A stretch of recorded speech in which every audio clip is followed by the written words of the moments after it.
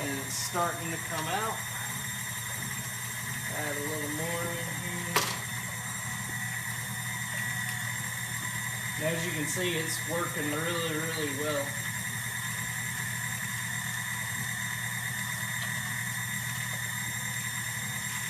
And did you leave the garlic cloves whole?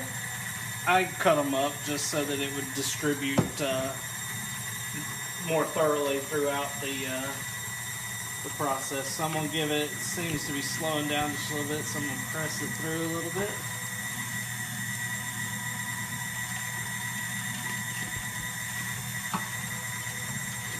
There it goes.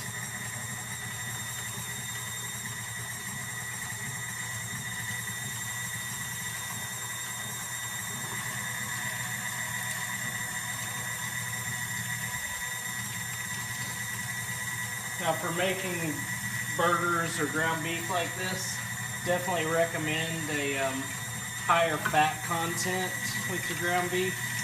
Using something that's really lean, it's going to leave you with a really kind of dry burger.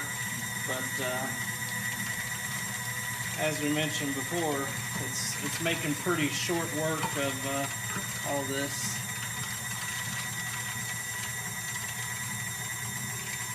This is about a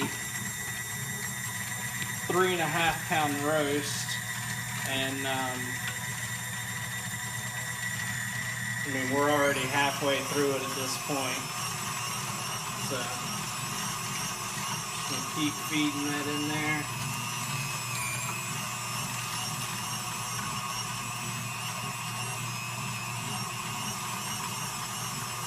I've also mixed some, cut up some bacon in with this to just give it a little extra flavor and fat content as well.